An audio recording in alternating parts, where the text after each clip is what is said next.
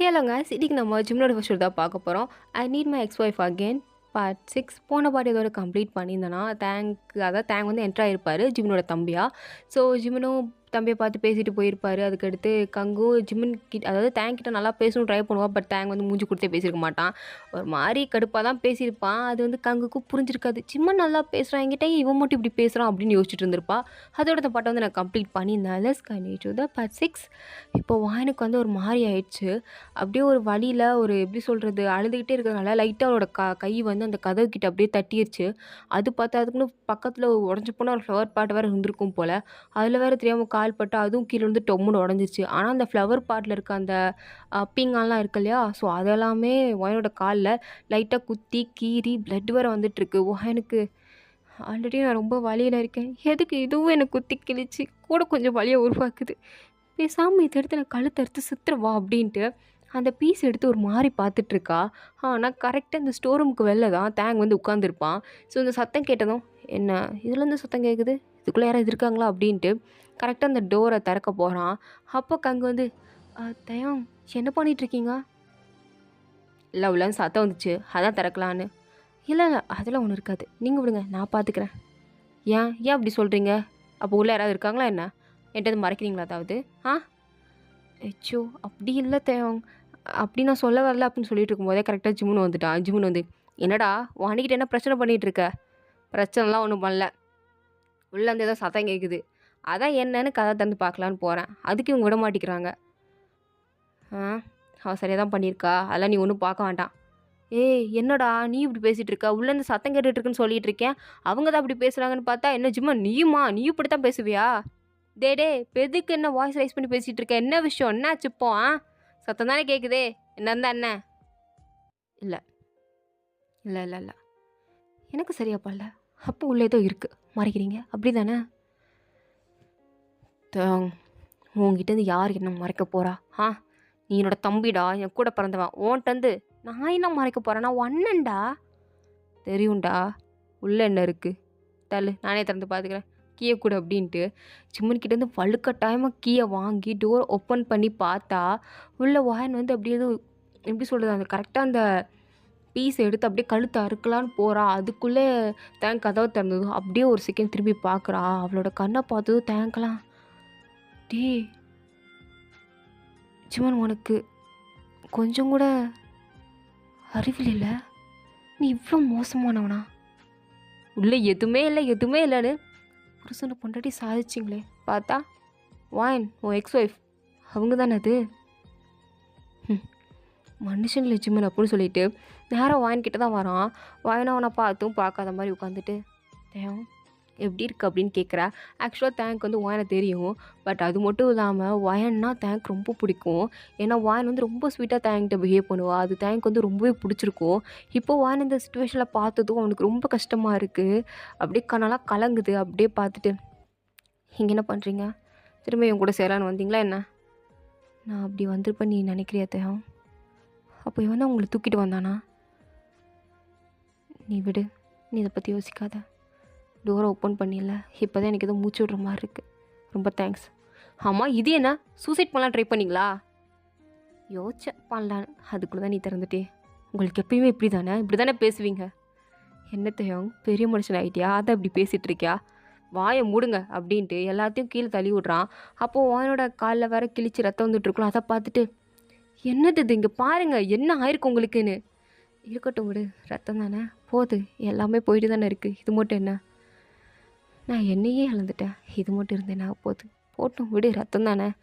அண்ணி உங்களுக்கு என்ன பைத்தியம் பிடிச்சிருக்கா அப்படின்றான். இவ்வளோ நேரம் அவன் கங்கு கூட அண்ணின்னு கூப்பிட்டுருக்க மாட்டான். ஆனால் வாயனை கூப்பிட்றத கேட்டதும் கங்குக்கு ஒரு மாதிரி மூஞ்சில் அடித்த மாதிரி இருக்குது, ஒரு மாதிரி அசிங்கமாக இருக்குது. அப்படியே ஜிம்மனை பார்க்குறா. ஜிம்மன் தான், நீ ஏதோ கண்டுக்காத விடு அப்படின்றான். அது மட்டும் இல்லாமல் தேங்க் வந்து வாயன் மேலே பர்சனலாக ஒரு இன்ட்ரெஸ்ட், அதாவது ஒரு ஃபீலிங் மாதிரி இருக்கும் போல். ஸோ அதனால் பேண்டேஜ்லாம் எடுத்து வந்து வேகமாக போட்டுட்ருக்கான். வாயன் அதெல்லாம் பார்த்துட்டு எதுவுமே பண்ணல. அப்படியே ஜிம்மனை திரும்பி பார்க்குறா. ஜிம்மனுக்கு ஒரு மாதிரி கஷ்டமாக தான் இருக்குது, அந்த இடத்துல நிற்க முடியல.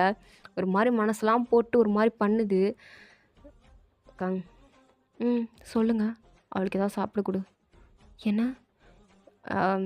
சாப்பாடு தண்ணி ஏதாவது கூட அவளுக்கு? ஆ சரி அப்படின்ட்டு கங்கு அங்கேருந்து ஏதோ வாயனுக்கு வந்து தண்ணிட்டு வந்து குடுக்குறா. தேங்கும் குடிங்க, குடிங்க அப்படின்னு குடுக்கும்போது வாயன் வந்து, எனக்கு வேண்டாம். எனக்கு எதுவுமே வேணாம். இங்க பாருங்க, அடம் பிடிக்காதீங்க. உங்க பாடி வந்து ரொம்ப வீக்கா இருக்கு.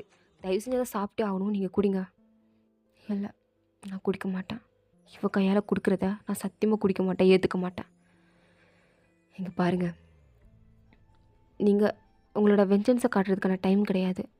நீ எப்படினாலும் நினச்சிக்கோ தேங். எனக்கு அத பத்தி கவலை கிடையாது.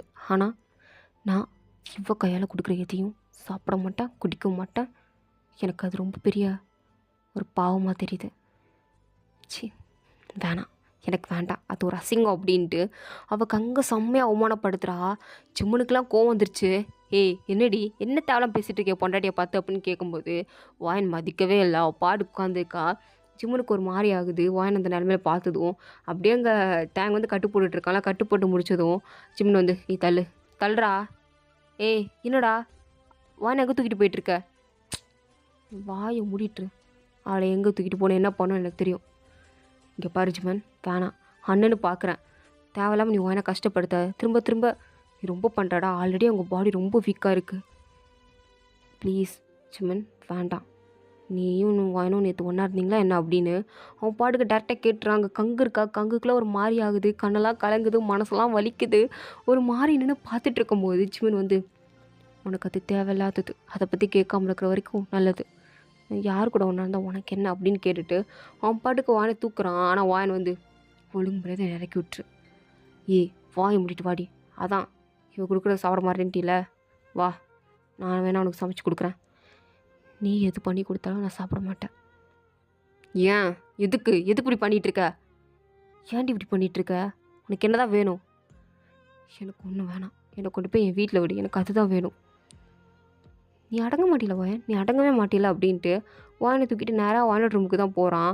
அவளுக்குன்னு ஒரு தனியாக ரூம் கொடுத்துருப்பான் இல்லையா, அந்த ரூமுக்கு தான் போய் அப்படியே வாயனை படுக்க வச்சுட்டான். படுக்க வச்சுட்டு அவனே தண்ணி கிளாஸை ஊற்றி வாயனுக்கு அப்படியே கொடுக்கலான்னும் போது வாயன் மூஞ்சி திருப்பிக்கிட்டா. அப்போ ஜிம்மன் என்ன பண்ணுறான்னா வாயனோட கழுத்தோடு சேர்த்து அவனோட செஸ்ட்டில் சாய வச்சுட்டு அந்த தண்ணியை வலுக்கட்டாயமாக அவனோட வாய்க்குள்ளே ஊற்றி விட்றான். வாயன் எவ்வளவோ வேண்டாம் வேண்டான்னு சொன்னாலும் ஜிம்மன் வந்து கேட்குற மாதிரி இல்லை. அப்படியே வாயில் அவனே ஃபீட் பண்ணி விட்டதுக்கப்புறம் வாயனுக்கு வந்து ஒரு மாதிரி இருமல் வந்துருச்சு. அவள் இருமிகிட்ருக்கா. அவனையும் தலையெல்லாம் தட்டுறான். வாயனுக்கு இதெல்லாம் புதுசாக இருக்குது.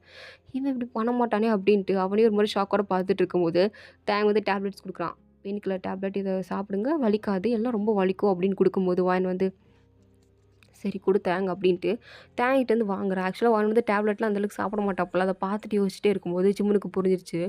தேங்க பார்த்து இப்போ ஜூஸ் எடுத்துகிட்டு வா, நீயே போட்டு எடுத்துகிட்டு வா. அதான் மேடம் வந்து கங்கு போட்டு கொடுத்தா குடிக்க மாட்டாள, அதனால் நீயே போட்டு எட்டு வா அப்படின்றான். தேங்கும் அதை கேட்டுட்டு சரி அப்படின்ட்டு அவனும் போடுறான். ஆனால் அவனுக்கு ஜிமின் கூட வாயனை விட்டுட்டு போகிறதுல விருப்பம் இல்லை தான், இருந்தாலும் எடுக்க போகணும்ல. ஸோ அதனால் போயிட்டான். ஜிமின் வந்து வாங்கிக்கிட்ட ஏன்டி இப்படி பண்ணுற? இதெல்லாம் தேவையா? எது கழுத்து இருக்கு போனேன் அப்படின்னா ஒரேடியாக போயிடலாம், என்னை விட்டு போயிடலாம்னு நினச்சிட்ருக்கியோ? எனக்கு புரியல ஜிமின். நான் உன் கூட இருந்து என்ன பண்ண போகிறேன்? அப்போ நீ நான் உன் கூட இருக்கணும்னு யோசிக்கிறியா? நான் வேணும்னு நினைக்கிறியோ?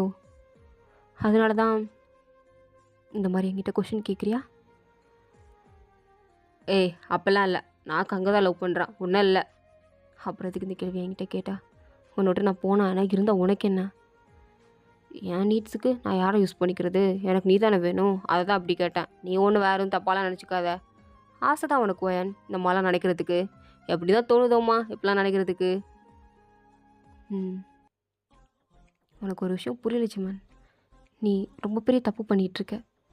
இங்கே பாரு வாயை மூடு, நான் என்ன தப்புனா உனக்கு என்ன அப்படின்ட்டு அவன் பாட்டுக்கு வாயனை ஹக் பண்ணிக்கிறான். வாயன் வந்து உன் பொண்டாட்டி வந்துடப்பாரா, உன் புது பொண்டாட்டி பார்த்தா ரொம்ப கஷ்டப்படுவா, அடுத்தால சமாதானப்படுத்துறதே ரொம்ப கஷ்டமாக போயிடும், அதனால் என்னை விடு. அவள் வரமாட்டா, அவள் வர வரைக்கும் உன்னை ஹக் பண்ணிக்கிறேன் அப்படின்ட்டு அவன் பாட்டுக்கு வாயனை கட்டி பிடிச்சிட்டு இருக்கான். விடவே மாட்டிக்கிறான். வாயனுக்கும் பாடியில் சுத்தமாக ஸ்ட்ரென்த் இல்லை. ஸோ அதனால் அவள் எதுவுமே பண்ண மாட்டேங்கிறா. அப்படியே அவள் பாட்டுக்கு அந்த தேங்க் கொடுத்த மாத்திரையே பார்த்துட்டு உட்காந்துருக்கா. அப்போ கரெக்டாக தேங்கு ஜூஸ் எடுத்துகிட்டு வரான். வாயின்கிட்ட கொடுக்குறான். இந்த ஜூஸை குடிங்க அப்படின்போது வாயின் பாட்டுக்கு டக்குன்னு இந்த டேப்லெட்டை போட்டு ஜூஸும் குடிச்சிட்டா. ஆக்சுவலாக அவளுக்கு டேப்லெட் போட்டது பிடிக்காது, ரொம்ப கசக்கும். ஜிம்மில் தான் ஜூஸில் டேப்லெட்டை மிக்ஸ் பண்ணி எப்போவுமே வாயினுக்கு கொடுப்பான். ஆனால் இப்போ வாயின் பாட்டுக்கு டப்புன்னு டேப்லெட்டை போட்டு குடிக்கும்போது ஜிம்முனுக்கு ஏற்றுக்கவே முடியல. நான் தானே இவளுக்கு எப்பயுமே டேப்லெட் கலக்கி கொடுப்பேன், இவன் போடலான்ட்டு வாயினை பார்த்து என்ன டேப்லெட்டை போட்டுட்ட பின்னா போடாமல் கையில் வச்சுட்டு இருக்க சொல்கிறியா? எதுக்குடி போட்ட? எதுக்கு போட்டவா? என்னாச்சு சிம்ரன் உனக்கு? இல்லை, நீ முன்னாலாம் டேப்லெட்லாம் போட மாட்டியே, ஒரு மாதிரி அதை கலக்கி தானே நான் குடிப்பேன், அப்படி தானே குடிப்பேன். இப்போ என்ன நீ பாட்டுக்கு டக்குன்னு போடுற? இந்த மாதிரி நான் இருக்க நினச்சிட்டு இருக்கியோ? ஆ, நீ கூட தான் முன்னாடி ஏன் பின்னாடி சுற்றின, என்ன லவ் பண்ண, நீ மட்டும் போதுன்னு சொன்ன. அப்போ கங்க கல்யாணம் பண்ணிட்டு வரலையா? நீ மட்டும் மாறலையா? அதே மாதிரி தான் நானும் அப்படின்னு அசால்ட்டாக சொல்லிட்டா. ஆனால் சிம்ரனுக்கு இதை ஏற்றுக்கவே முடியல. அது எப்படி ஒரு டேப்லெட் போகலாம், நான் தானே கொடுப்பேன் அப்படின்னு. அவனால் அந்த உரிமையிலேருந்து வெளியில் வர முடியல. அதாவது வாயன் வந்து எப்பயுமே சிம்ரன் கிட்ட கொஞ்சம் சாஃப்டாக பிஹேவ் பண்ணுவா. அது மட்டும் இல்லாமல் சிம்ரனுக்கு வந்து வாயனுக்கு இப்படி டேப்லெட் கலக்கி சின்ன குழந்தை மாதிரி கொடுக்குறது வந்து சிம்ரனுக்கு ரொம்ப பிடிச்சிருக்கும். ஆனால் இப்போ வாயன் அவ்வளோ டேப்லெட் போடுறத வந்து ஏற்றுக்க முடியல. அது எப்படியோ போட்டிருக்கலான்னு இன்னும் அவன் யோசிச்சுட்டு இருக்கான். ஆனால் ஆக்சுவலாக வாயன் வந்து டேப்லெட் போட்டிருக்க மாட்டான். அவளுக்கு டேப்லெட்டை வந்து ஜூஸில் மிக்ஸ் பண்ணி குடித்தா தான் குடிச்ச மாதிரி இருக்கும். அவள் அந்த மாதிரி மிக்ஸ் பண்ணி தான் தேங்காய் ஆல்ரெடி எடுத்துகிட்டு வந்திருப்பா. அது வாயனுக்கே கொஞ்சம் லைட்டாக புரிஞ்சதுனால தான் அவள் டேப்லெட் போடாமல் கையில் வச்சுருக்கா. பட் அது சிம்ரன் வந்து நோட்டீஸ் பண்ணல. அவள் சும்மா கை அப்படி போட்ட உடனே அவன் டேப்லெட் போட்டா அப்படின்ட்டு அவன் நினச்சிக்கிட்டான். ஆனால் வாயனுக்கும் இதை நினைக்கும் போது பரவாயில்ல, இவனுக்கு நம்மளை பற்றின மெமரிஸ் கொஞ்சமாவது இருக்குது அப்படின்ட்டு வாயன் நினச்சிட்டு லைட்டாக அவளுக்கு கொஞ்சம் ஹாப்பியாக தான் இருக்குது. இருந்தாலும் இவனாச்சும் ஹாப்பி ஆகக்கூடாது அப்படின்ட்டு அவளே கண்ட்ரோல் பண்ணிகிட்டு இருக்கா. ஆனால் தேங்க் வந்து நல்லா நோட் பண்ணுறான். இன்னும் இவனுக்கு வாயனை தான் பிடிச்சிருக்கு போலையே அப்படின்ட்டு தேங்க்கும் லைட்டாக ஜிம்னு மேலே ஒரு டவுட் வருது. ஜிம்னும் நீ கிட்ட போ அப்படின்ட்டு அவன் அங்கேருந்து போயிட்டான். தேங்க் தான் வாங்கிக்கிட்ட உட்காந்து, இப்போ உங்களுக்கு ஓகேவா இருக்கா? நான் வேணால் உங்களுக்கு கை கால் வந்து அமுக்கி விடவா? ம், நீ ஒன்றும் பண்ண வேணாம், நீ போய் உன் ஒர்க்கை பாரு. அப்போ நீங்கள் எனக்கு தூக்கம் வருது, நான் தூங்க போகிறேன். அப்படியா, நிஜமாக நீங்கள் தூங்க தான் போகிறீங்களா? ஆமாம் தேயாங், ஏன் கேட்டுட்ருக்க? எனக்கு தூக்கம் வருது, நான் தூங்க போகிறேன். உங்களுக்கு எங்கள் அண்ணனை நினச்சா கோவம் வரலையா, வெறுப்பு வரலையா? எல்லாம் வரதான் செய்யுது, அதுக்குன்னு இப்போவுமே போய் அவன்கிட்ட காட்ட சொல்கிறியா? ஆல்ரெடி அவன்கிட்ட எல்லா கோவம் எல்லா வெறுப்பையும் காட்டிட்டேன். காட்டி எனக்கே வெறுத்து போயிடுச்சு. அந்த கோவத்துக்கும் அந்த வெறுப்புக்கும் ஒரு அர்த்தமே இல்லாமல் போயிடுச்சு. அதை நினச்சா தான் எனக்கு ரொம்ப ஒரு மாதிரி இருக்குது. நான் என்ன தான் கோவத்தை காமிச்சாலும், என்ன தான் அவன் மேலே வெறுப்பு கூட்டி தீர்த்தாலும் அவன் பண்ணது இல்லைன்னு ஆயிருமா? இல்லை அவன் தான் வந்து என்னை மன்னிச்சிருன்னு சொல்லிட போகிறானா? ஒன்றும் நடக்காது. அப்புறம் எதுக்கு? என் வாழ்க்கை இப்படியே தான் இருக்கும், திரும்பியும் பழையபடி மாறாது. எதுக்கு? வேண்டாம், எதுவும் வேணாம், நான் இப்படி இருந்துடுறேன். நீ போதையா ப்ளீஸ், நான் ரெஸ்ட் எடுக்கணும், எனக்கு கொஞ்சமாக தனியாக விடு அப்படின்னு கேட்கும்போது அதுக்கு தேங்காலே எதுவும் பேச முடியல. அவனும் அங்கேருந்து அப்படியே எந்திச்சு போயிட்டான். அவன் போனதுக்கப்புறம் எனக்கு ரெஸ்ட் ரூம் போகணும் போல் இருக்குது. ஏன்னா அவள் ரெஸ்ட் ரூம் போயே ரொம்ப நேரம் ஆயிருக்கும். ஸோ அதனால் அவளும் அப்படியே தட்டு மாதிரி எந்திக்கிறா. அப்போ தான் கரெக்டாக ஜிம்னுக்கு தோணுது, அவள் ரெஸ்ட் ரூம் போவே இல்லைல்ல அப்படின்ட்டு வேகமாக ஒரு ரூமுக்கு தான் ஓடி வரான். ஓடி வந்த ஸ்பீடில் அப்படியே கதவை டப்புன்னு திறக்கும்போது வாயின்னு ஒரு செகண்ட் பயந்துட்டா. அப்படியே ஒரு மாதிரி பயந்து திரும்பி பார்க்கும்போது ஜிம்னு அங்கே வேகமாக வந்து ஓடி வரதை பார்த்தது, இவன் எதுக்கு இப்படி வரான் அப்படின்ட்டு ஒரு மாதிரி பயத்தெலாம் நின்றுட்டுருக்கா. ஏன்னா அவள் வந்து பயந்துட்டா, அதனால் அப்படி நின்றுட்டுருக்கா. அப்போ ஜிம்மு நேராக வாயின்கிட்ட ஓடி வரான். வந்து டப்புன்னு வாயினை தூக்கும்போது வாயினுக்கு இன்னும் பயமாக இருக்குது. என்ன இன்றைக்கும் பண்ண போறியா? ஆனால் ஜிம்மன் ஆல்ரெடி எனக்கு ரொம்ப பெயினாக இருக்குது, வேணாம் அப்படின்ட்டு அவளே வாழன்ட்டு சொல்லும்போது ஜிம்மனுக்கு ஒரு மாதிரி கஷ்டமாயிடுச்சு. அவள் இப்படி சொன்னதை கேட்டதும், என்னை பார்த்தா அவனுக்கு என்ன அப்படியே தெரியுது, தினமும் உன்னை போட்டு பண்ணுற மாதிரி? அதெல்லாம் ஒன்றும் இல்லை, ரெஸ்ட் ரூம் தானே போகிற? ஆமாம், அதான் நடக்க முடியல. ம் ம் நல்லா சொல்லு, அதுக்கு தான் தூக்கிட்டு போவான் தான் அப்படின்ட்டு அவன் பாட்டுக்கு ரெஸ்ட் ரூமுக்குள்ளே வாயனை விட்டுட்டு வெளில நின்றுட்டுருக்கான். வாயனும் இவன் என்ன நம்மளை பற்றி ரொம்ப யோசிக்கிறானோ அப்படின்னு தான் தோணுது. இருந்தாலும் கண்டுக்கூடாது அப்படின்ட்டு விட்டுட்டு ரெஸ்ட் ரூம் போயிட்டு அப்படியே கதவை தட்டுறா. ஜிம்னு கதவை திறந்து வாயனை மறுபடியும் தூக்கி பெட்டில் போடுறான். வாயனுக்கு பெட்ஷீட்டை போட்டு வாயனோட பக்கத்துலேயே உட்காந்துட்டு இருக்கும்போது வாயன் வந்து, அதான் நீ வந்த வேலை முடிஞ்சிச்சுல, கிளம்ப வேண்டியதானே? முடிஞ்சு தான், கிளம்பணும் தான். ஆனால் இப்போ எனக்கு கிஸ் வேணும், பண்ணணுன்னு தோணுது அப்படின்ட்டு வாயனோட லிப்ஸில் போய் கிஸ் பண்ணுறான்.